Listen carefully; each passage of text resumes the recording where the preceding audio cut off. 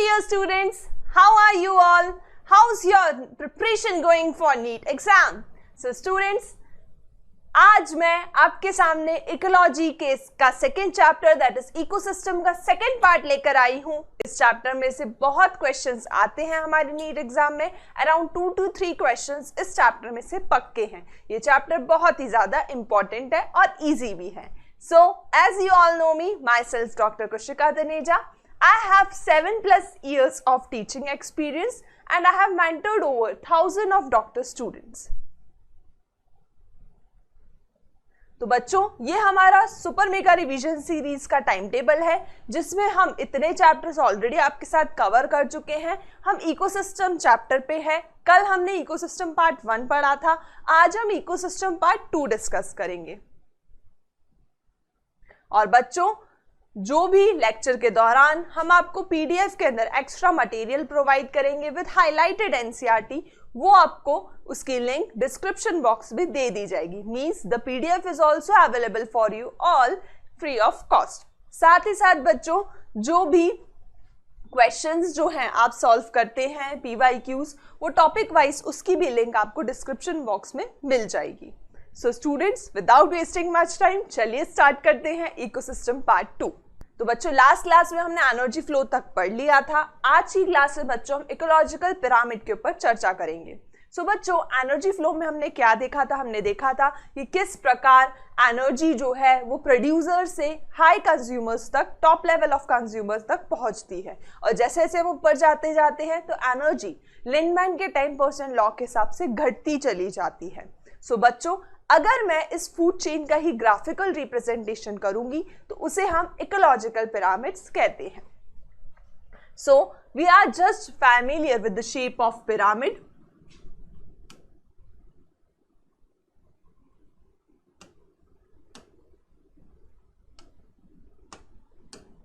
We are all familiar with the shape of pyramid. Pyramid का base जो है वो ब्रॉड होता है और अपेक्स जो है उसकी पॉइंटेड होती है, narrow towards the apex. One gets a similar shape whether you express the food or energy relationship between organism. So students, अब हम पिरामिड के ऊपर चर्चा कर रहे हैं। तो अलग अलग शेप्स के पिरामिड हम देख सकते हैं। Different types of pyramid students पाए जाते हैं। सबसे पहले आप इकोलॉजिकल पिरामिड की डेफिनेशन तो समझ ही गए होंगे कि अगर मैं फूड चेन को ही ग्राफिकली रिप्रेजेंट करूंगी तो उसे इकोलॉजिकल पिरामिड्स कहते हैं। बस वो फूड चेन में ही जो हम बता रहे थे अब वो हम पिरामिड के जरिए बताएंगे। तो बच्चों, पिरामिड्स के हमें डिफरेंट शेप्स मिल सकते हैं। जैसे पिरामिड जो है वो ऐसा हो सकता है, इसे अपराइट कहते हैं। वो उल्टा ट्राइंगल भी हो सकता है जिसे हम इन्वर्टेड कहते हैं, और वो स्पिंडल शेप भी शो कर सकता है। तो हम अलग अलग एग्जाम्पल्स पढ़ेंगे जिसमें पिरामिड अलग अलग शेप शो करते हैं और उन पे पीवाईक्यूज भी पूछे गए हैं। तो बच्चों, हम जो डिफरेंट टाइप्स ऑफ पिरामिड है उसे 3 कैटेगरीज में डिवाइड करते हैं। पिरामिड ऑफ नंबर, मतलब नंबर के आधार पे प्रोड्यूसर कितने, कंज्यूमर कितने, टॉप मोस्ट कंज्यूमर कितने हैं, तो नंबर के आधार पर कैसा पिरामिड बन रहा है। Next, pyramid of biomass. Pyramid of biomass के केस में हम ड्राई वेट लेते हैं कि प्रोड्यूसर्स का ड्राई वेट कितना है, कंज्यूमर्स का ड्राई वेट कितना है और टॉप मोस्ट कंज्यूमर्स का ड्राई वेट कितना है। फिर हम पिरामिड ऑफ एनर्जी की बात करेंगे। पिरामिड ऑफ एनर्जी मतलब प्रोड्यूसर्स के पास कितनी एनर्जी थी और फिर कंज्यूमर के पास कितनी एनर्जी और टॉप मोस्ट कंज्यूमर के पास कितनी एनर्जी आई। तो ये तो आपको अच्छे से पता है कि लिंडमैन के 10% लॉ से जैसे जैसे हम ऊपर जाते हैं एनर्जी घटती चली जाती है। तो पहले पिरामिड के 3 शेप आपको पता होने चाहिए। अगर सीधा पिरामिड होगा तो उसे हम अपराइट कहेंगे, अगर वो उल्टा पिरामिड होगा तो उसे हम इन्वर्टेड कहेंगे, और अगर वो स्पिंडल शेप शो करेगा तो उसे हम स्पिंडल शेप पिरामिड कहेंगे। फिर हम पिरामिड को 3 कैटेगरीज में पढ़ने वाले हैं, pyramid of number, pyramid of biomass and pyramid of energy, जैसा कि हमने फूड चेन में भी देखा था बच्चों। सबसे पहले अगर बच्चों पिरामिड ऑफ नंबर की बात करी जाए तो हम 3 टाइप के फूड चेन ऑलरेडी पढ़कर आए हैं। एक हम grazing type of food chain पढ़कर आए हैं, ठीक है। एक हम parasitic type of food chain पढ़कर आए हैं, ठीक है। तो ग्रेजिंग फूड चेन और पैरासाइटिक फूड चेन को हम पिरामिड पे कैसे शो कर सकते हैं वो हम देखेंगे। जैसे बच्चों, सबसे पहले हम आते हैं पिरामिड ऑफ नंबर पे। एनसीईआरटी की थ्योरी पढ़ेंगे। पहले हम डिटेल में कलरफुल डायग्राम्स के थ्रू समझ लेते हैं कि आखिर मैं बताना क्या चाह रही हूँ आपको, या आखिर एनसीईआरटी क्या कहना चाह रही है। ठीक है, तो पिरामिड ऑफ नंबर मतलब संख्या के आधार पर। तो अगर मैं ग्रेजिंग फूड चेन की बात करूं, मतलब जिसमें प्रीडेशन चलता है, जैसे ग्रासेस को रैबिट ने खाया, रैबिट को फॉक्स ने खाया, फॉक्स को लायन ने खाया, तो ये ग्रास जो है ये प्रोड्यूसर हो गया, ये प्राइमरी कंज्यूमर हो गया, ये सेकेंडरी कंज्यूमर हो गया, और ये टॉप मोस्ट कंज्यूमर हो गया। तो जैसे जैसे बच्चों हम फूड चेन में आगे बढ़ते जाते हैं तो संख्या घटती चली जाती है। ग्रासेस की संख्या सबसे ज्यादा है, फिर primary consumers like herbivores, rabbit की संख्या उससे कम है, उससे कम संख्या फॉक्स की है, और सबसे कम संख्या top most consumer that is lion की है। वैसे ही अगर बच्चों हम grazing type of food chain की ही एक्वाटिक इकोसिस्टम में बात करें, ये तो हुई टेरेस्ट्रियल की बात, मतलब लैंड पे ऐसा होता है। अगर यही बात हम एक्वाटिक इकोसिस्टम की करें तो उसमें भी हमें अपराइट पिरामिड ही मिलेगा। मतलब पिरामिड ऑफ नंबर हमें ग्रेजिंग फूड चेन में टेरेस्ट्रियल के केस में अपराइट मिलता है, मतलब सीधा मिलता है। और वहीं हम ग्रेजिंग फूड चेन एक्वाटिक की बात करें तो उस केस में भी हमें सीधा ही मिलता है, दैट इज अपराइट। ठीक है, लेकिन ये चालू कैसे होता है? पहले फाइटोप्लैंक्टन्स होते हैं, मतलब तैरने वाले प्लांट्स। फाइटोप्लैंक्टन्स के ऊपर तैरने वाले एनिमल्स होते हैं जिसे हम ज़ूप्लैंक्टन्स कहते हैं।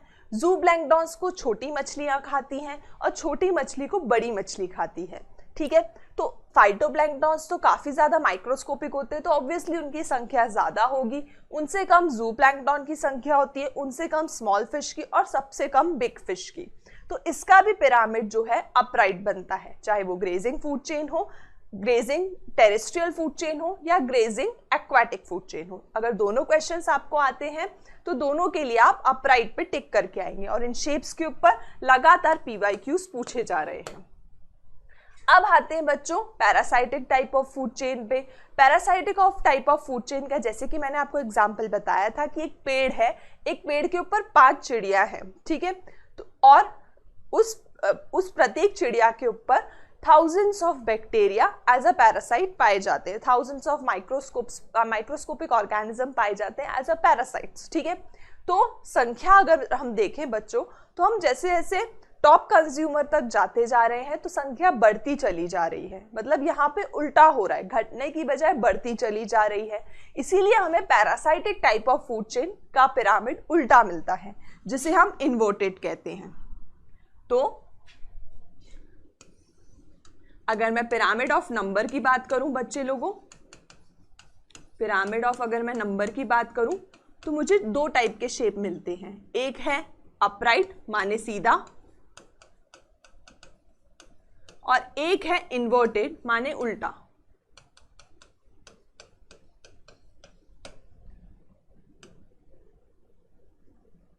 सीधा पिरामिड मुझे ग्रेजिंग फूड चेन में देखने को मिलता है, और इन्वर्टेड पिरामिड मुझे parasitic type of food chain में देखने को मिलता है। ठीक है, और ग्रेजिंग फूड चेन में भी terrestrial plus aquatic, terrestrial as well as aquatic. तो ये आपको याद रखना पड़ेगा। ठीक है, और वैसे समझ भी आ रहा है, बहुत सिंपल है। अब आते हैं हम बच्चों पिरामिड ऑफ बायोमास पे। मतलब हम ड्राई वेट लेंगे, प्रोड्यूसर्स का ड्राई वेट और कंज्यूमर्स का ड्राई वेट, और फिर हम पिरामिड जनरेट करेंगे। ठीक है बच्चों, तो सबसे पहले अगर हम आते हैं पिरामिड ग्रेजिंग फूड चेन पे, वो भी टेरेस्ट्रियल वाली। यहां पे हम बात करेंगे ग्रेजिंग फूड चेन लेकिन एक्वाटिक वाली, और यहां पे भी हम बात करेंगे grazing food chain but aquatic वाली। ठीक है बच्चों, तो अगर हम ग्रेजिंग टेरेस्ट्रियल फूड चेन की बात करें बच्चों, तो हम ग्रासेस और ट्रीज का जब बायोमास निकालेंगे तो ज्यादा आएगा।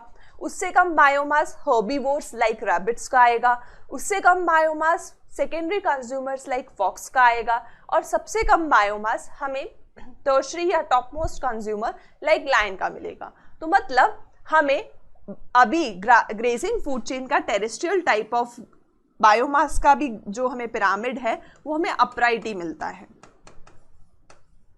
ठीक है। लेकिन अगर हम बात करें aquatic type of grazing food chain की, तो यहाँ पे क्या होता है, देखो फाइटोप्लैंक्टन्स माइक्रोस्कोपिक स्ट्रक्चर्स है, तो अगर मैं इनका बायोमास निकालूंगी तो बहुत ज्यादा कम आएगा। जूप्लैंक्टन्स का थोड़ा सा ज्यादा आएगा, छोटी मछलियों का और ज्यादा आएगा, और सबसे ज्यादा बड़ी मछली का आएगा, भले ही वो 1-2 हो नंबर में। तो हमें बड़े बड़े समुद्र के अंदर हमें इन्वर्टेड टाइप ऑफ पिरामिड मिलता है, पिरामिड ऑफ बायोमास का, in case of oceans and seas. लेकिन अगर वहीं मैं पॉन्ड्स की बात करूं, तो पॉन्ड्स में फाइटोप्लैंक्टन्स कम होते हैं, तो उनका बायोमास कम है। उनसे ज्यादा जूप्लैंक्टन्स का जो बायोमास होता है, लेकिन जूप्लैंक्टन से कम स्मॉल फिश का होता है, और लार्ज फिश उसमें बहुत ना के बराबर होती है, 1 या 2 होती है, तो सबसे कम लार्ज फिश का होता है। तो उसमें कुछ हमें spindle type of pyramid obtain होता है। तो अगर क्वेश्चन आता है कि पॉन्ड्स के केस में आपको कैसा पिरामिड देखने को मिलता है, तो आंसर आएगा स्पिंडल शेप। और समुद्र के बारे में पूछा जाता है आपको ग्रेजिंग फूड चेन में ही, तो आंसर आएगा इन्वर्टेड, ठीक है। या फिर स्पिंडल ऑप्शन में नहीं है तो आप इन्वर्टेड पे टिक कर सकते हैं पॉन्ड के केस में भी। तो बच्चों ये इन दोनों के ऊपर PYQs आए हैं 2 to 3 टाइम्स, ठीक है। तो बच्चों PYQs जो पूछे गए हैं उनमें आया है कि जो सीज और ओशंस में हमें बायोमास का पिरामिड कैसा मिलता है, तो उसका आंसर है इन्वर्टेड, ठीक है। इन्वर्टेड आंसर है, इस पे PYQ आया है। और एक बार पॉन्ड के ऊपर ही क्वेश्चन पूछा है, लेकिन स्पिंडल शेप ऑप्शन में नहीं है, तो तब भी आपको इन्वर्टेड पे ही टिक करके आना है, ठीक है। अगर आपको स्पिंडल शेप ऑप्शन में नहीं मिलता है तब भी आप बच्चों पॉन्ड के केस में भी आप इन्वर्टेड टिक कर सकते हैं, ठीक है। पॉन्ड के केस में भी आप इन्वर्टेड टिक कर सकते हैं अगर आपको स्पिंडल शेप ऑप्शन में नहीं मिलता है। और एक PYQ ऐसा आया भी है जिसमें स्पिंडल शेप ऑप्शन में नहीं था, तो इन्वर्टेड पे टिक करना था। अब आते बच्चों पिरामिड ऑफ एनर्जी पे। तो पिरामिड ऑफ एनर्जी चाहे ग्रेजिंग फूड चेन हो, चाहे पैरासाइटिक फूड चेन हो,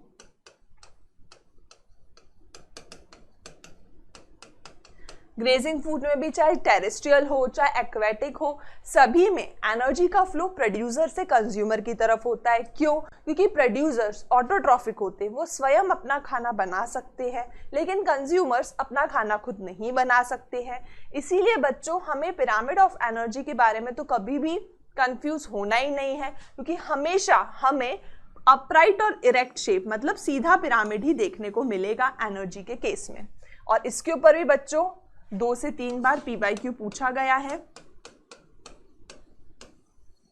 क्या करते हैं वो लोग, आपको एनर्जी दे देते हैं और फिर पता लगाने को बोलते हैं कि इसकी एनर्जी क्या होगी, है ना। जैसे यहाँ पे अगर आप देखें 10% लिंडमैन का लॉ लगाएं तो पहले 10,000 जूल थी, यहाँ 1000 जूल हो गई है। अब फॉक्स की क्या हो जाएगी, यहाँ पे 100 जूल हो जाएगी और यहाँ पे 10 जूल हो जाएगी एनर्जी।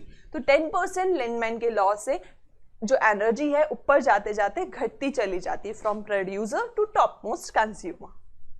अब बच्चों हम एनसीईआरटी को बांच लेते हैं थोड़ा, क्योंकि हमने एक्स्ट्रा सब समझ लिया है अच्छे से।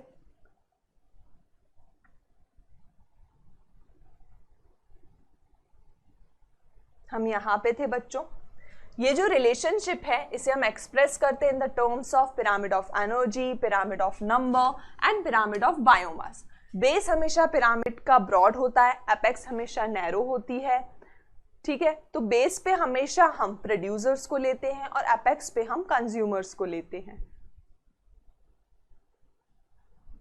ठीक है। Next, the 3 types of ecological pyramids जो हम यूजुअली स्टडी करते हैं वो है pyramid of number, pyramid of biomass and pyramid of energy. Pyramid of number में फॉरेस्ट इकोसिस्टम पे क्वेश्चन आया था कि फॉरेस्ट के अंदर हमें पिरामिड ऑफ नंबर कैसा मिलता है, तो अभी मैंने आपको बताया हमें अपराइट या इरेक्ट देखने को मिलता है।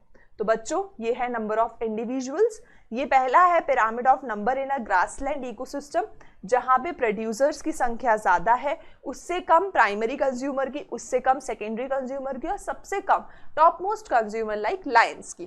तो इसके ऊपर फॉरेस्ट के बारे में पूछा है कि फॉरेस्ट में हमें किस टाइप का पिरामिड देखने को मिलता है। इस पे PYQ आया है पिरामिड ऑफ नंबर के ऊपर, ठीक है। तो आंसर था उसका इरेक्ट और अपराइट। नेक्स्ट आते हैं स्टूडेंट्स हम पिरामिड ऑफ बायोमास पे। पिरामिड ऑफ बायोमास जो है grazing type of food chain में तो हमें अपराइट और इरेक्ट ही देखने को मिलेगा, लेकिन हमें जो बायो इन्वर्टेड देखने को मिलेगा हमें aquatic type of food chain में, ठीक है, ओशंस में और पॉन्ड्स में हमें स्पिंडल शेप भी देखने को मिल सकता है। Next pyramid of energy. Pyramid of energy हमेशा हमें अपराइट और इरेक्ट देखने को मिलेगा, ऑलवेज अपराइट।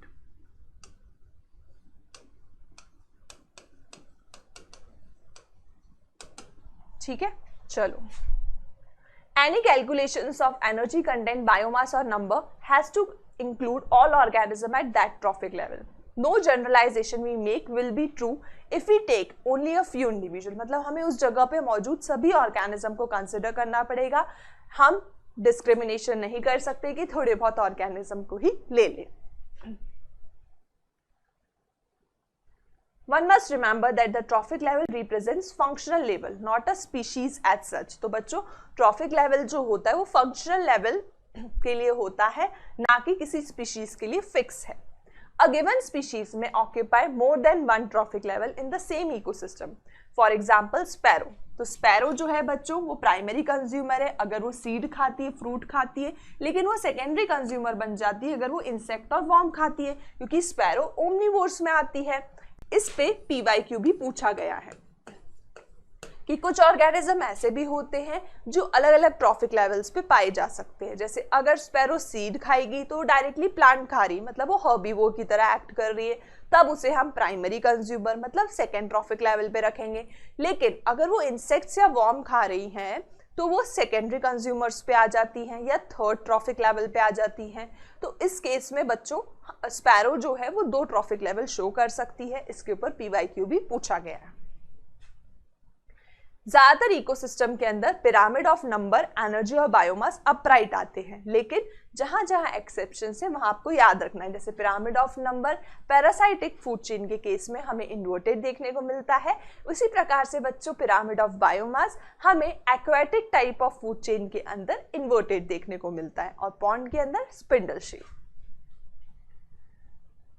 जबकि पिरामिड ऑफ एनर्जी हमें हमेशा अपराइट देखने को मिलेगा। Also, energy at lower trophic level is always more than at higher level। तो इसलिए हमें एनर्जी के बारे में तो टेंशन लेनी ही नहीं है, वो हमेशा हमें अपराइट देखने को मिलेगा। There are exception। If you were number of insect feeding on a big tree, what kind of pyramid would you get? तो बच्चों जब बहुत सारे इंसेक्ट एक ही पेड़ के ऊपर फीड कर रहे हैं तो उस केस में जो पिरामिड है वो हमें स्पिंडल शेप देखने को मिलेगा, ना कि अपराइट। तो एक्सेप्शन भी है।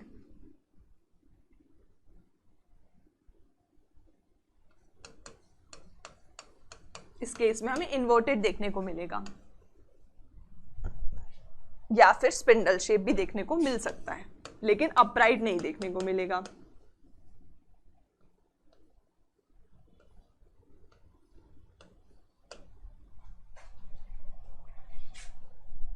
Now add an estimate of number of small birds depending on the insect are also the number of larger birds eating the smaller insect।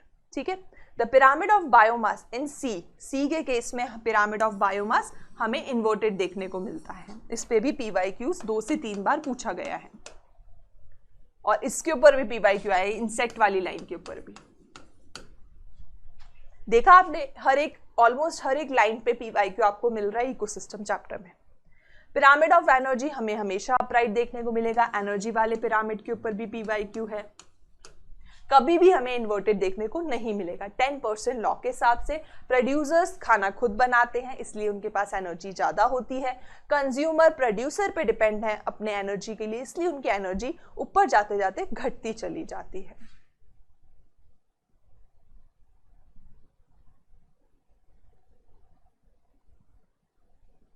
लेकिन इकोलॉजिकल पिरामिड की भी लिमिटेशंस है, इसके ऊपर भी पीवाईक्यूज पूछे गए हैं, लिमिटेशंस के ऊपर भी।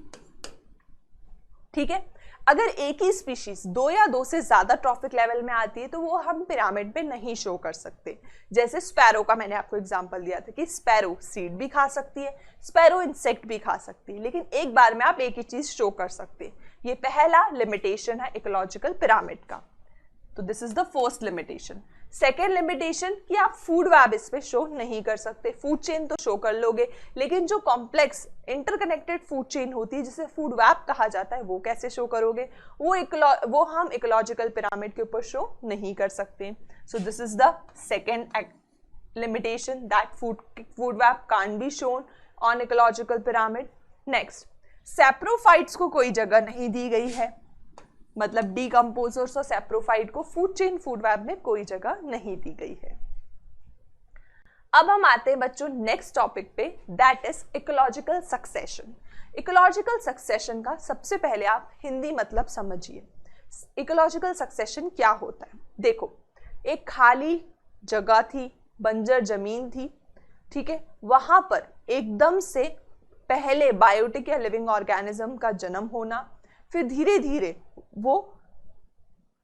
धीरे बच्चों कन्वर्शन होता जाता है, it takes millions of year, और फिर एक मैजिक सिचुएशन आ जाती है, मतलब मॉडरेट वाटर कंडीशन आ जाती है जिसे हम फॉरेस्ट कहते हैं। तो फाइनली फॉरेस्ट बन जाता है, वो एक बंजर जमीन। स्टार्टिंग कहाँ से होती है और अंत फॉरेस्ट पे होता है, ये हमें समझना है। वैसे ही बच्चों एक्वाटिक इकोसिस्टम के केस में भी होता है। एक्वाटिक एक पानी है, पानी के अंदर सबसे पहले फाइटोप्लैंक्टॉन्स आएंगे और फिर धीरे धीरे वो भी फॉरेस्ट में कन्वर्ट हो जाएगा, मतलब मॉडरेट वाटर कंडीशन इसे कहा जाता है, दैट इज फॉरेस्ट, वहां कन्वर्शन फाइनल होता है। तो बच्चों आज हम लैंड से कैसे फॉरेस्ट बनता है, एकदम से नहीं होती है process, it takes millions of years, और उसी प्रकार से एक वाटर बॉडी से फॉरेस्ट में वो कन्वर्ट कैसे होती है, ये दो चीजें हम समझेंगे आज के पार्ट में। तो जिस प्रकार से बच्चों मैंने अभी आपको शॉर्ट में समझाया कि व्हाट इज सक्सेशन, इसी तरह मैं थोड़ा सा डायग्रामेटिकली आपको बताती हूँ। देखिए, एक पत्थर है और पत्थर से किस प्रकार धीरे धीरे धीरे धीरे धीरे फॉरेस्ट में कन्वर्शन हो रहा है, इसे हम सक्सेशन कहते हैं। उसी प्रकार से बच्चों आपके एनसीईआरटी में भी डायग्राम दिया है कि किस प्रकार पॉन्ड से फाइनली फॉरेस्ट में फॉरेस्ट और ट्रीज में कन्वर्शन हो रहा है। देखिए, सो ये हमें समझना है कि कैसे होता है लैंड के केस में भी और वाटर के केस में भी, और सक्सेशन पे भी काफी पीवाईक्यूज आते हैं। तो चलिए डिस्कस करते हैं सक्सेशन टॉपिक को। The characteristics of population, community, and also their response to environment, and how such response vary from an individual response. Let us examine another aspect of community response to environment over time. Important characteristics of all community is that their composition and structure constantly changes in response to the changing environmental condition. Environment के हिसाब से response जो है वो change होता रहता है। This change is in order fashion. ये change हमेशा एक order fashion में होता है, एक sequence में होता है। ऐसा नहीं है कि एकदम से लैंड के ऊपर पेड़ आ जाएंगे, नहीं, पहले लाइकेंस आएंगे, लाइकेंस के बाद छोटे छोटे प्लांट्स आएंगे, झाड़ियाँ आएंगी और फिर पेड़ आते हैं। तो बच्चों ये एक सिक्वेंशियल ऑर्डर में चलता है, parallel with the changes in the physical environment, environment के हिसाब से। ये जो चेंजेस है इससे फाइनली हमें equilibrium, near equilibrium with environment condition देखने को मिलती है, जिसे हम क्लाइमैक्स कम्युनिटी बोलते हैं। The gradual and fairly predictable changes in the species composition of a given area is called ecological succession. What is the definition of ecological succession? Environment की demand के हिसाब से क्या क्या changes हो रहे हैं sequential order में, जो कि हम predict कर सकते हैं कि हाँ अभी lichen है तो अब झाड़ियाँ आएंगी, एकदम से पेड़ नहीं आ जाएगा, तो predict कर सकते हैं। इन changes को हम ecological succession कहते हैं। During the succession कुछ स्पीशीज कॉलोनाइज करती है एक एरिया में and their population become more numerous, तो हम उसे उस स्पीशीज से ही जानने लग जाते हैं, जबकि population of other species decline and even disappear. ठीक है। जैसे स्टार्टिंग लाइकेन से होती है बेयर रॉक के ऊपर, तो लाइकेन ज्यादा है, उनकी पॉपुलेशन ज्यादा है, तो उस पर्टिकुलर लेवल को हम लाइकेन से जानेंगे। फिर झाड़ियां आ जाएंगी, हर्ब श्रब्स आ जाएंगे, तो उस पर्टिकुलर एरिया को हम हर्ब श्रब से जानेंगे। तो जिसकी पॉपुलेशन ज्यादा होती है उससे उस स्टेज का हम अनुमान लगाते हैं, प्रिडिक्ट करते हैं कि ये उस वाले फेस में है। तो बच्चों जो इंटायर सीक्वेंस होता है कम्युनिटी का, चेंज होता जा रहा है level wise level in a sequential order, इस पूरे को हम मिला के सीरी कहते हैं। मतलब स्टेज 1, स्टेज 2, स्टेज 3। जैसे फॉर एग्जांपल मैंने यहाँ पे जो डायग्राम रख रखा है आपके लिए, this is stage 1, then grasses आती है, ये स्टेज 2 है, देन बुशेस आती है, स्टेज 3 है, श्रब्स आते हैं, ये स्टेज 4 है, और फॉरेस्ट आ जाते हैं, ये स्टेज 5 है या क्लाइमेक्स कम्युनिटी है। तो इन सबको मिला के हम सीरी कहते हैं। इन सभी को मिला के हम क्या कहेंगे बच्चों? सीरी। ठीक है। जो सबसे पहले आया बेयर रॉक के ऊपर, दैट इज लाइकेन। लाइकेन कह रहा है यहां पे सबसे पहले आने वाला पाइनियर कम्युनिटी, और जो लास्ट में मैसिक सिचुएशन हमें मिलती है फॉरेस्ट की, जिसे मैसिक कंडीशन भी कहा जाता है, दैट इज नियर इक्विलिब्रियम, इसे हम कहते हैं क्लाइमैक्स कम्युनिटी। बाकी बीच वालों को हम कहते हैं सीरियल स्टेजेस या ट्रांजिशनल स्टेजेस। बीच में आने वाली पाइनियर और मैसिक के बीच में आने वाली स्टेजेस को हम सीरियल स्टेजेस या फिर ट्रांजिशनल स्टेजेस भी कहते हैं, और सबको मिला के हम सीरी कहते हैं। तो यही कहा है, सारी सीक्वेंस जो है कम्युनिटी उनको मिला के हम सीरी कहते हैं। इस पे PYQ आया है। Next, the individual transitional community are termed as serial stages. यही मैंने आपको बताया, बीच में पाइनियर और क्लाइमेक्स के बीच में जितनी भी आई स्टेजेस उसे हम सीरियल स्टेजेस या ट्रांजिशनल स्टेजेस कहते हैं। In the successive serial stages there is change in the diversity of species. जैसे पहले लाइकेन्स आते हैं, फिर हर्ब्स आते हैं, फिर श्रब्स आते हैं। सो अलग अलग हमें ऑर्गेनिजम्स देखने को मिलते हैं, अलग अलग प्लांट्स देखने को मिलते हैं, अलग अलग एनिमल्स देखने को मिलते हैं उस पर्टिकुलर एरिया में। In a successive serial stages, there is a change in the diversity of species of organism. It increase in number of species and organism as well as increase in total biomass. ठीक है। तो बच्चों क्या होता है, जैसे अभी grasses वाली स्टेज पर है हम, तो ग्रासेस का नंबर इंक्रीज होगा, तो उस पर्टिकुलर सीरियल स्टेज को हम ग्रास के नाम से जानेंगे। तो एक पर्टिकुलर स्पीशीज का हमें एबंडेंस देखने को मिलता है। Present day community in the world have some come to be because of succession. जो आज आप घने घने जंगल देखते हैं वो सक्सेशन का ही कारण है। इन्हें होने में मिलियंस ऑफ ईयर्स लगते हैं। तो it occur due over millions of years. Actually succession and evolution would have been parallel process at the time. ऐसा कहा जाता है कि सक्सेशन और इवोल्यूशन प्रॉपरली पैरेलल प्रोसेस है। अब हम बात करते हैं बच्चों सक्सेशन की एक बेयर रॉक के ऊपर, जिसे हम कहते हैं लिथोसीरी। तो बेयर रॉक के ऊपर स्टार्टिंग जो है वो लाइकेन से होगी। तो अगर आपके पास में बेयर रॉक के ऊपर क्वेश्चन आता है तो आप बोलेंगे कि this is a type of primary succession, this is example of primary succession, क्योंकि आगे सेकेंडरी सक्सेशन भी आएगा एनसीईआरटी में, मैं आपको समझाऊंगी। तो this is example of primary succession. एक बेयर रॉक पे मतलब पथरीले इलाके से कैसे वो एरिया फॉरेस्ट में कन्वर्ट हो रहा है। तो पाइनियर कम्युनिटी यहाँ पे लाइकेन को माना जाता है। फिर ग्रासेस आते हैं, ठीक है, फिर ग्रासेस आते हैं, फिर हर्ब्स आते हैं, फिर श्रब्स आते हैं, and finally mesic condition forest या ट्रीज आते हैं। तो क्लाइमेक्स कम्युनिटी हमेशा फॉरेस्ट या ट्री होगी। तो बेयर रॉक से हम स्टार्ट कर रहे हैं। Lost all the living organism that existed there. The former is called primary succession. देखो सक्सेशन भी दो प्रकार के होते हैं, ठीक है। ये वाला पैराग्राफ में वापस से बता रही हूँ. Succession is hence a process that starts in an area where living organisms are there. This could be an area where no living organism ever existed, say a bare rock, or in the area that somehow lost all the living organisms that existed there. देखो दो प्रकार के succession हमें देखने को मिलेंगे. पहला है प्राइमरी सक्सेशन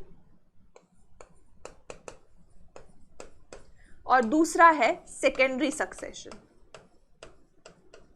अगर हम ऐसे सक्सेशन की बात कर रहे हैं जहां पे कभी भी लाइफ फॉर्म एग्जिस्ट ही नहीं करी, ऐसे सक्सेशन की बात कर रहे हैं जहां पे लाइफ फॉर्म नेवर एग्जिस्ट,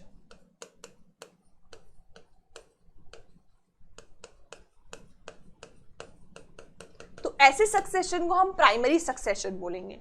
लेकिन पहले वहां पे हुआ करते थे लाइफ फॉर्म, लेकिन किसी कारणवश वो खत्म हो गए, तो ऐसे सक्सेशन को हम सेकेंडरी सक्सेशन कहेंगे कि वहां पे वापस से फिर ऑर्गेनिजम्स आना स्टार्ट हुए. जैसे आपने डिफॉरेस्टेशन कर दिया, फॉरेस्ट खत्म कर दिया, अब धीरे धीरे वहां पे वापस से फॉरेस्ट, ट्रीज, प्लांट्स उगना चालू हुए, वापस से वाइल्ड लाइफ सेंचुरी वहां पे आना स्टार्ट हुई, तो ऐसे सक्सेशन को हम सेकेंडरी सक्सेशन कहते हैं.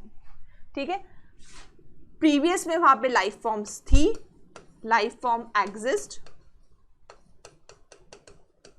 but destroyed due to some reason,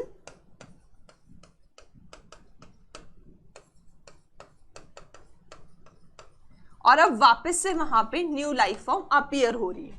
ऐसे सक्सेशन को हम सेकेंडरी सक्सेशन कहेंगे. प्राइमरी सक्सेशन का एग्जांपल है बेयर रॉक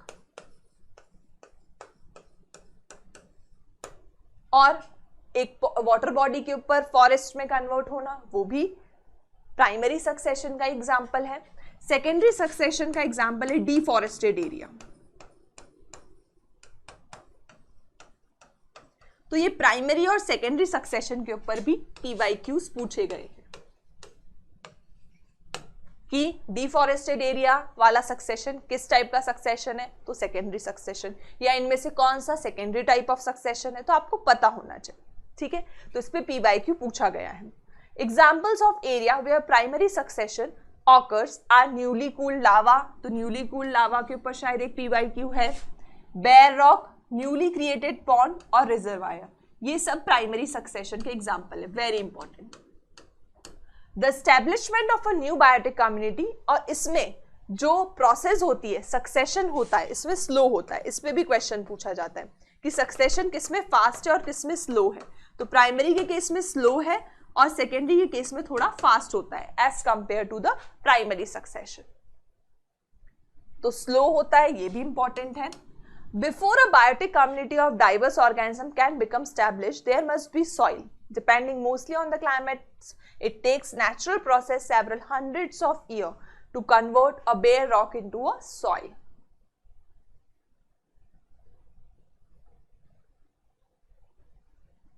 सेकेंडरी सक्सेशन ऐसे एरिया से चालू होता है where natural biotic community have been destroyed, किसी कारणवश आपने उसे डिस्ट्रॉय कर दिया या वो क्लाइमेट चेंजेस के कारण डिस्ट्रॉय हो गई है, जिस कारण से वापस से वहां पे बायोटिक कम्युनिटी स्टार्ट हो रही है. ऐसे सक्सेशन को हम सेकेंडरी सक्सेशन बोलेंगे. सेकेंडरी सक्सेशन के एग्जांपल है farm lands, abandoned farm lands, burned और cut forest, land that have been flooded.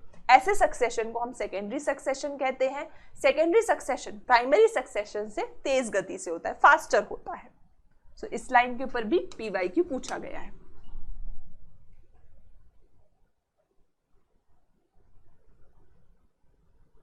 Vegetational changes in turn affect food, shelter for various type of animals. Thus, and succession proceeds, the number and type of animals and decomposer also changes. जैसे जैसे pioneer community से climax community तक हम आते हैं, तो ना सिर्फ प्लांट्स चेंज होते हैं, एनिमल्स भी चेंज होते हैं. प्राइमरी और सेकेंडरी सक्सेशन नेचुरल और human induced disturbance, fire, deforestation, जिससे सेकेंडरी सक्सेशन होता है, can convert particular serial stage of succession to an earlier succession also. Also, such disturbance create a new condition that encourage some species and discourage or eliminate the other species. ठीक है, जो भी हम succession में serial stages पढ़ेंगे वो किसी किसी स्पीशीज का एबंडेंस कॉज करती है और किसी किसी स्पीशीज की कमी होती जाती है, वो कम होते जाते हैं नंबर में। तो बच्चों, होप आपको लिथोसीरी तो याद हो गया होगा। लिथोसीरी जो है उसमें पायनियर कम्युनिटी आपसे पूछी जाए तो आपको पता होना चाहिए लाइकेन होती है। तो चलो बच्चों समझते हैं एक बार लिथोसीरी, फिर हाइड्रोसीरी स्टार्ट करेंगे। लिथोसीरी मतलब लैंड के ऊपर सक्सेशन होना, बेयर रॉक के ऊपर होना। लिथोसीरी के केस में बच्चों बेयर रॉक से स्टार्ट होता है। सबसे पहले लाइकेन्स आते हैं, लाइकेन के बाद में मॉस आते हैं, मॉस के बाद में ग्रासेस आते हैं, ग्रास के बाद में बच्चों हर्ब्स आते हैं, हर्ब्स के बाद में श्रब्स आते हैं और श्रब्स के बाद में फाइनली ट्री आ जाता है।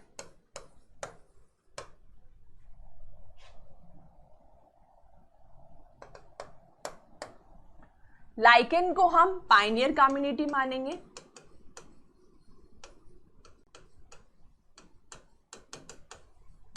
इसे हम serial stage 1, 2, 3, 4 and so on मान सकते हैं और ट्री को हम क्लाइमैक्स कम्युनिटी का दर्जा देते हैं।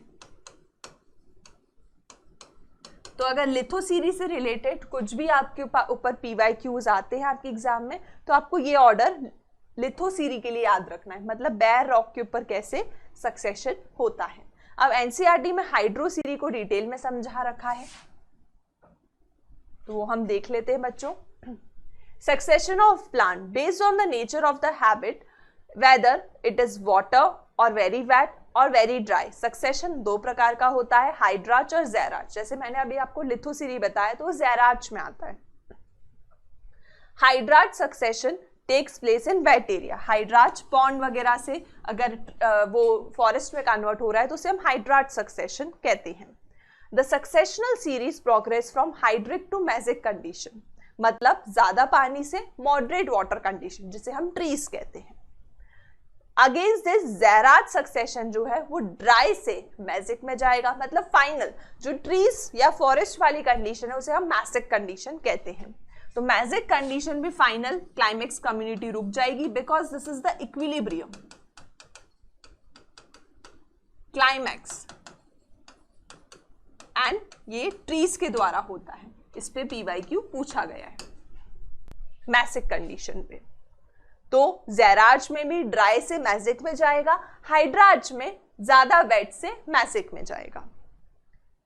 Hence, both hydrach and ज़ैराच succession lead to medium water condition which is called mesic, neither too dry, neither too wet. Species that invade a bare land, bare area पे जो species invade होती है उसे हम pioneer species बोलते हैं, मतलब first species जो सबसे पहली बार आई उसे हम pioneer species कहते हैं। In primary succession on rock, these are usually lichens. ज़्यादातर pioneer community lichens होती हैं bare rock के ऊपर, which are able to secrete acid and dissolve the rock and convert it into soil. तो weathering process होती है जिससे soil formation होता है। तो लाइकेन लिथोसीरी के केस में या ज़ैराच के केस में पायनियर कम्युनिटी की तरह एक्ट करता है, इसके ऊपर PYQ आया है। Small plants like bryophytes are able to take hold in small amount of soil. तो इसके बाद में फिर हम mosses देखते हैं, इसीलिए फिर हम ग्रासेस देखते हैं, फिर हम हर्ब्स देखते हैं, फिर हम श्रब्स देखते हैं और finally mesic condition tree which is also called climax community is reached. Climax community को स्टेबल माना जाता है, वो अनचेंज रहती है, जिसमें फॉरेस्ट और ट्रीज एग्जाम्पल हैं। With the time xerophytic habitat mesophytic वन में कन्वर्ट होता जाता है। प्राइमरी सक्सेशन अगर वाटर में बात करें तो पायनियर आर स्मॉल फाइटोप्लैंक्टन्स। अब आते हैं बच्चों वाटर वाले, मतलब हम हाइड्राच कंडीशन की बात करने वाले हैं।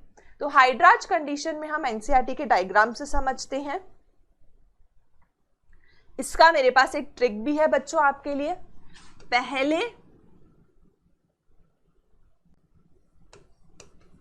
पहले सुनो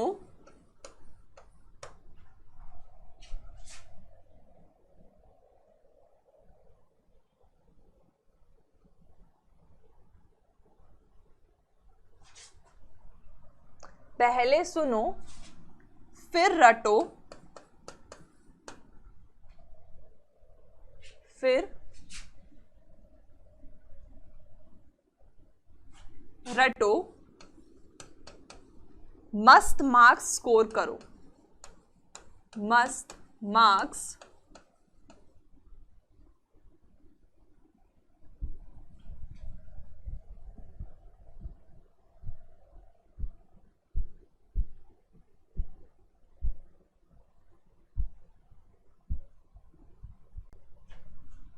स्कोर करो, एंड फाइनली ट्रीज आ जाते हैं। ठीक है, पहले सुनो फिर रटो, मस्त मार्क्स स्कोर करो। पहले से होता है फाइटोप्लैंक्टॉन्स। सबसे पहले आते हैं बच्चों हम फाइटोप्लैंक्टॉन्स पे। फाइटोप्लैंक्टॉन्स पायनियर की तरह एक्ट करते हैं। पहले सुनो, सुनो से आ जाएगा सबमर्ज्ड प्लांट, फिर से आ जाएगा फ्री फ्लोटिंग, रटो, रटो से आ जाएगा रीड स्वैम्प, मस्त मार्क्स से आ जाएगा मार्श मीडो,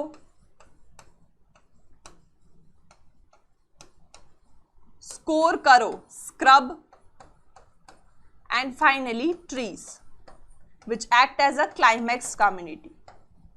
तो बच्चों ये आपको हाइड्रोसीरी के लिए याद होना चाहिए order, phytoplankton, submerge, free floating, read swamp, Marsh मीडो, scrub और ट्री। और इससे रिलेटेड फिर क्वेश्चंस आए तो वो भी आपसे बनने चाहिए, जैसे इनके एग्जांपल्स पे क्वेश्चन आ सकता है। तो बच्चों मैंने आपको लिथोसीरी और हाइड्रोसीरी का ऑर्डर याद करा दिया है, इन पे क्वेश्चंस आ सकते हैं।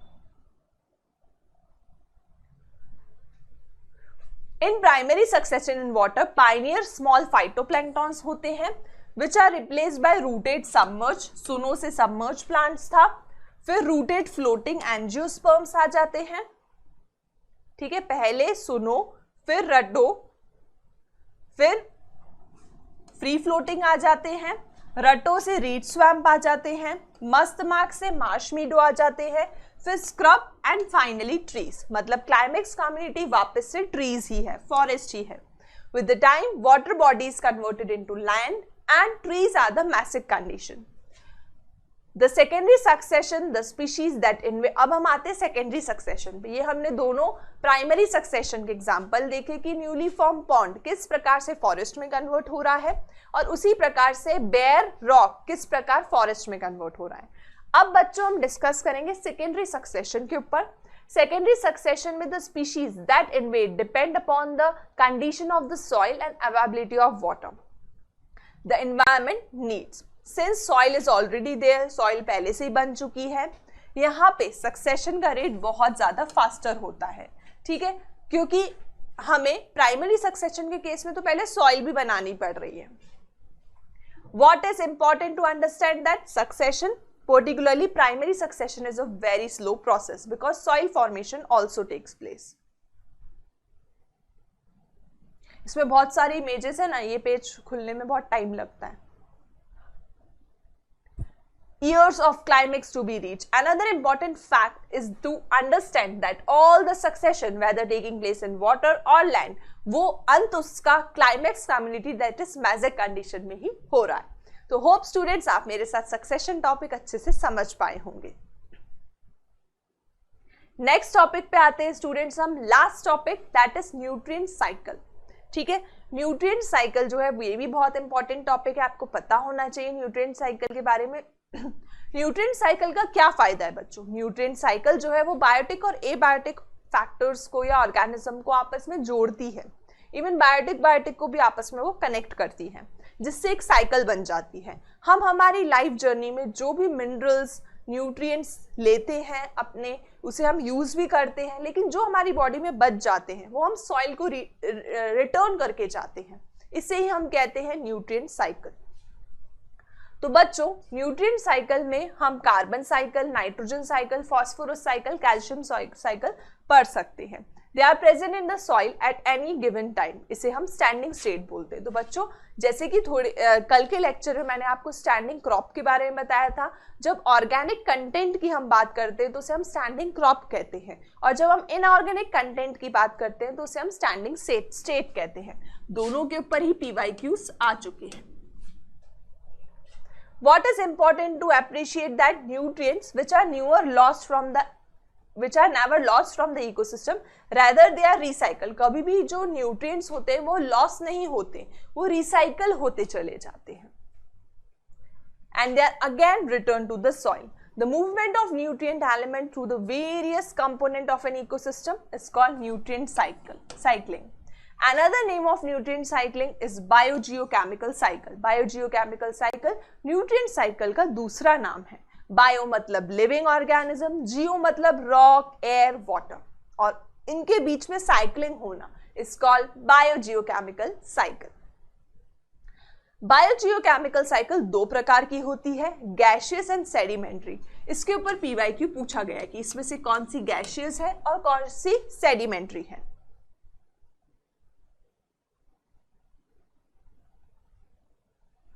गैशियस के एग्जाम्पल है नाइट्रोजन, कार्बन, ऑक्सीजन। वही सेडिमेंट्री का एग्जाम्पल है सल्फर, फास्फोरस। इनके ऊपर PYQs आए हैं बच्चों। अब सेडिमेंट्री न्यूट्रिएंट साइक्लिंग को सेडिमेंट्री न्यूट्रिएंट साइकिल इसलिए कहा जाता है क्योंकि उसका रिजर्वायर रॉक में है, और गैशियस न्यूट्रिएंट साइकिल को गैशियस न्यूट्रिएंट साइकिल इसलिए कहा जाता है क्योंकि उसका रिजर्वायर एटमॉस्फेयर में है या गैसेस के फॉर्म में है।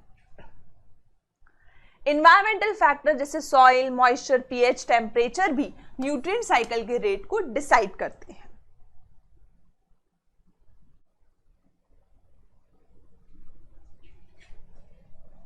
तो बच्चों जब इनफ्लक्स और इफ्लक्स के बीच में डिसबैलेंस हो जाता है तो प्रॉपर न्यूट्रिएंट साइकिल वर्क करती है। अब हम आते हैं सबसे पहले बच्चों कार्बन साइकिल के ऊपर, which is a type of sedimentary type of cycle. Carbon cycle की अगर हम बात करें तो 49% of dry weight of organism carbon के द्वारा बनता है, नेक्स्ट टू वाटर।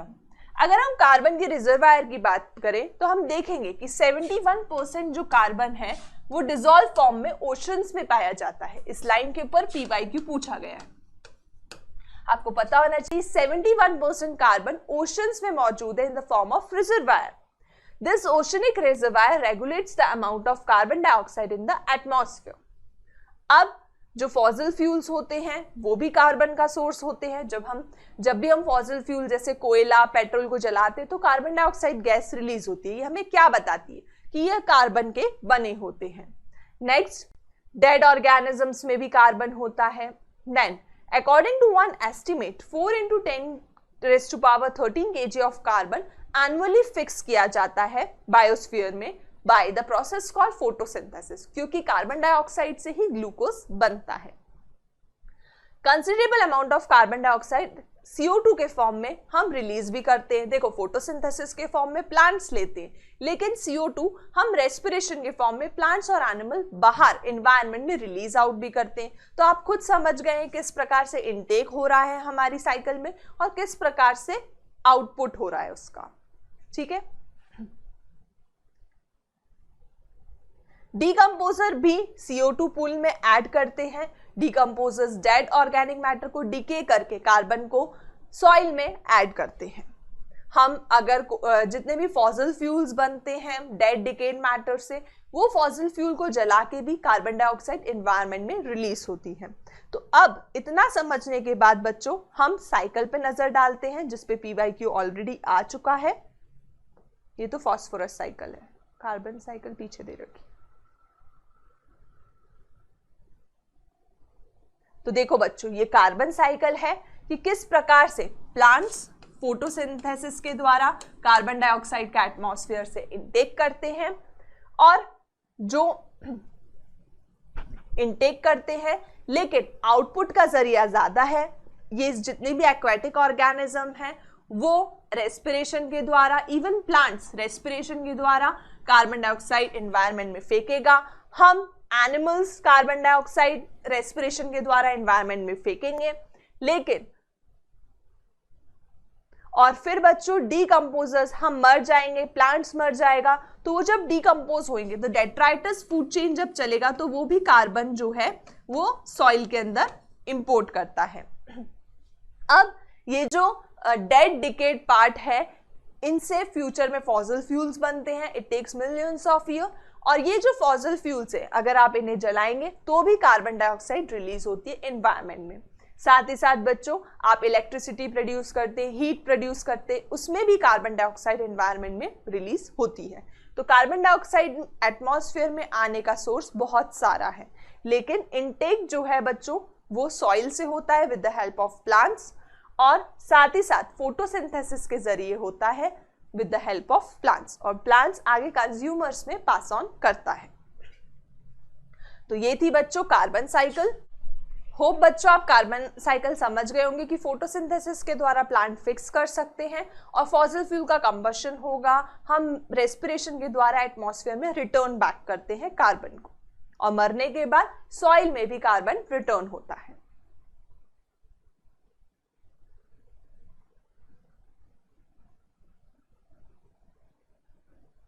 अब हम आते हैं बच्चों फॉस्फोरस साइकिल के ऊपर। जैसे कार्बन साइकिल जो थी वो गैशियस साइकिल का एग्जाम्पल था, similarly student phosphorus cycle sedimentary cycle का एग्जाम्पल है। मतलब इसका रिजर्वायर रॉक्स में होता है। फॉस्फोरस बायोलॉजिकल मेम्ब्रेन का, हमारे न्यूक्लिक एसिड्स का, cellular energy that is ATP का एक मेजर कॉन्स्टिट्यूएंट होता है। हमारी बोन्स में भी फॉस्फोरस पाया जाता है, हमारे दांतों में भी फॉस्फोरस पाया जाता है, मॉलस्क वगैरह में, शेल्स में भी फॉस्फोरस पाया जाता है। तो phosphorus plays a very important role.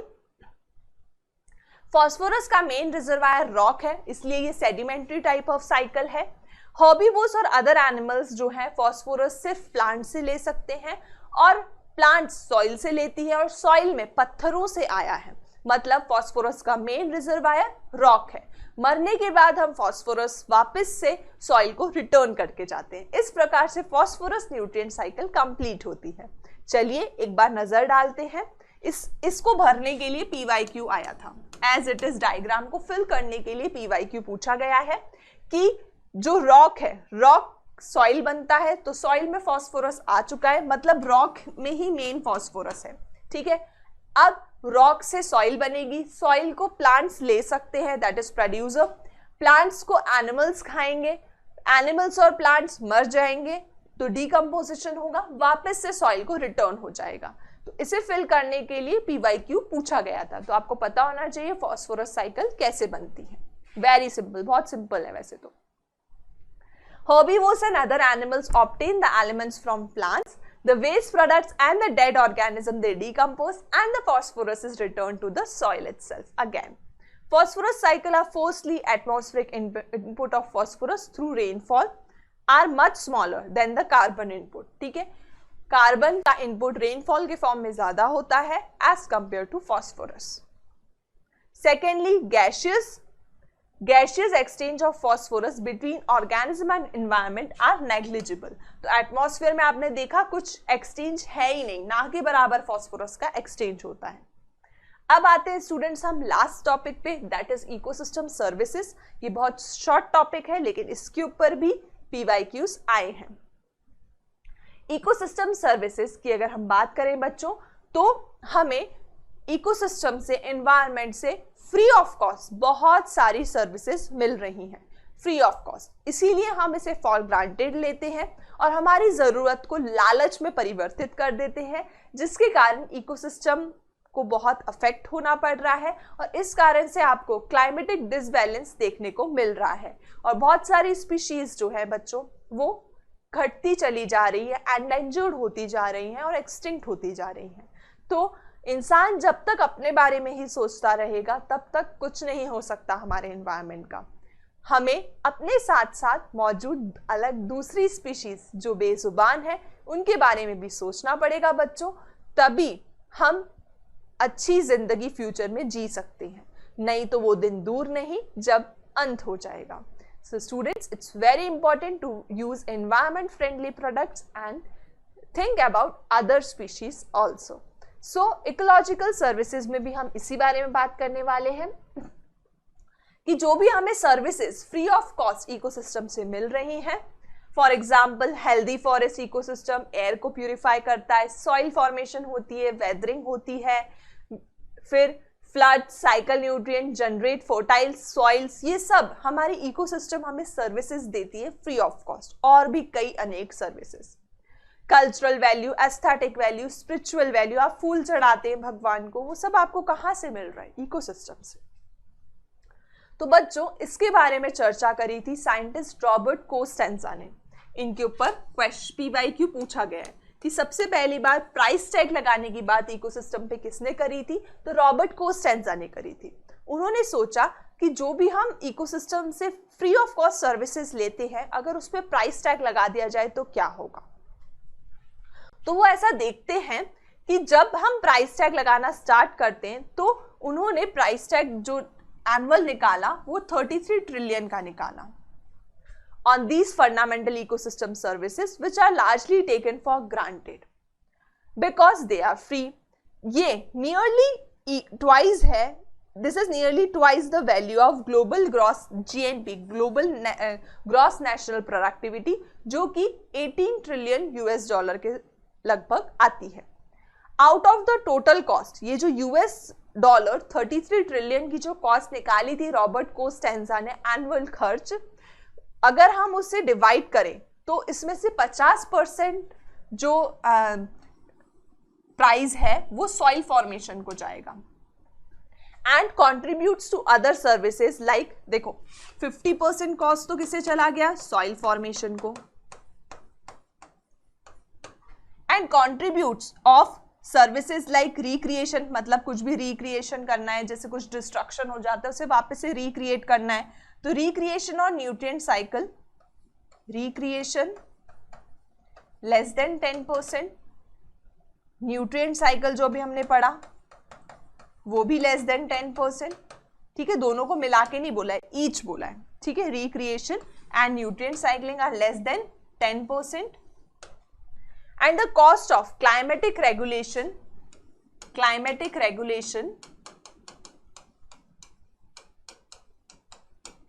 and habitat for wildlife is about 6% each, ठीक है। तो ऐसा रॉबर्ट कोस्टेंजा और उनके साथियों ने हमें बताया। सो स्टूडेंट्स, होप आपको इकोसिस्टम सर्विसेज टॉपिक भी अच्छे से समझ आ गया होगा। नेक्स्ट आते हैं स्टूडेंट्स, हम प्रीवियस ईयर कुछ क्वेश्चंस को डिस्कस करते हैं। नीट 2018 का question, what type of ecological pyramid are obtain with the following data. अगर प्राइमरी प्रोड्यूसर्स 10 ग्राम है, प्राइमरी कंज्यूमर 60 ग्राम है और सेकेंडरी कंज्यूमर्स 120 ग्राम है, तो आपको किस टाइप का पिरामिड ऑब्टेन होता है।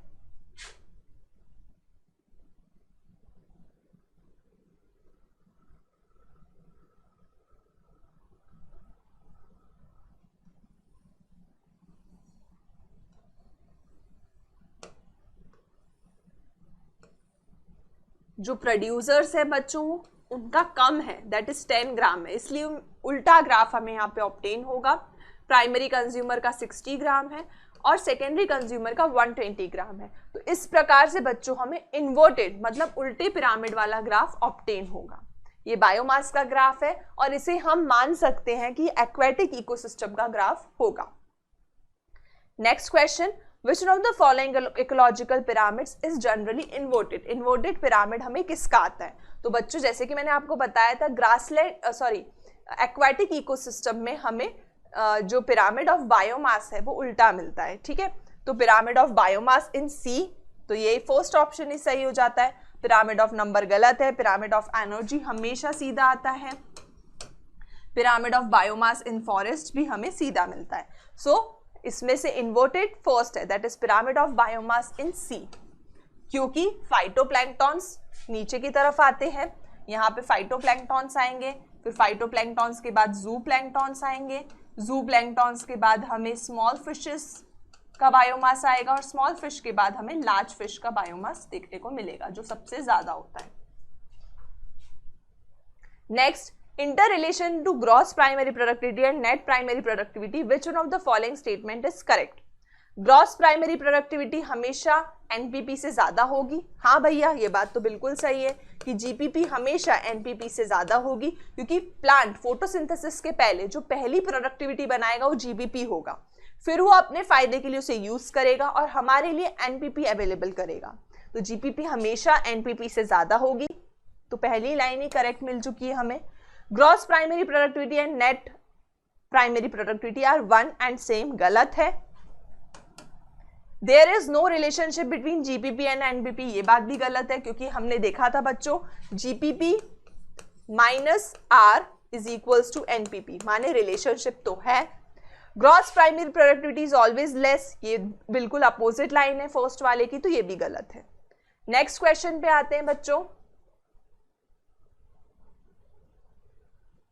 Match the trophic level with the correct species example in the green land ecosystem. ठीक है, तो फर्स्ट ट्रॉफिक लेवल में प्रोड्यूसर्स आएंगे, तो फर्स्ट ट्रॉफिक लेवल में हम ग्रास को डाल देंगे। फर्स्ट ट्रॉफिक लेवल के बाद सेकेंड ट्रॉफिक लेवल में हर्बीवोर्स आएंगे, तो जिसमें हम रैबिट्स को डाल देंगे।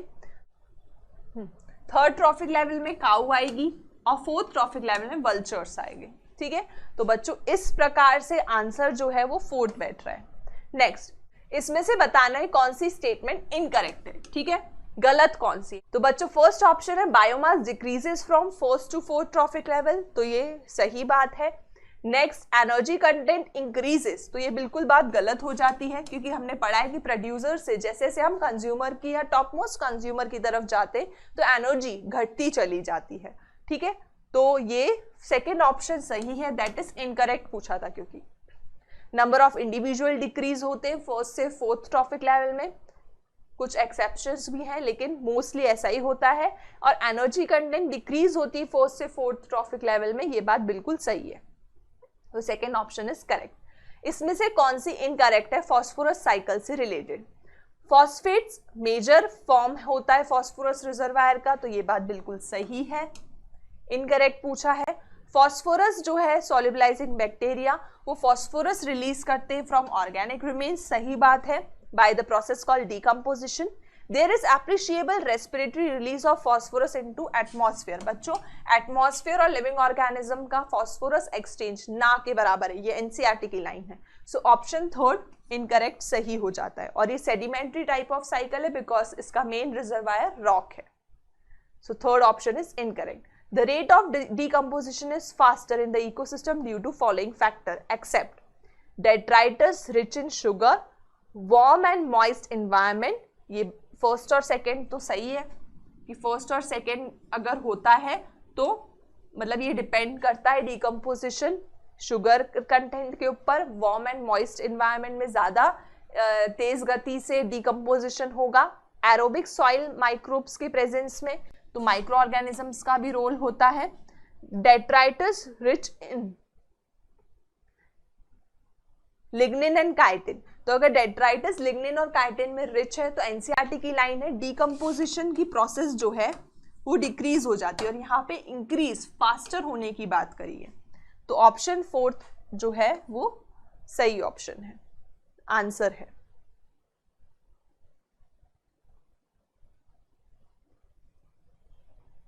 So students that's all for today.